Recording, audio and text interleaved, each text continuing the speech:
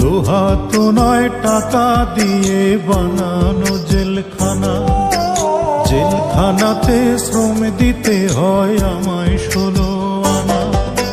গরিব হওয়ার অপরাধে জেলখানাতে আসি, শ্রমের দামে ঘামের দামে ফোটাতে যে হাসি, বাইরে মুখের হাসি আমি জেলখানাতে আসি।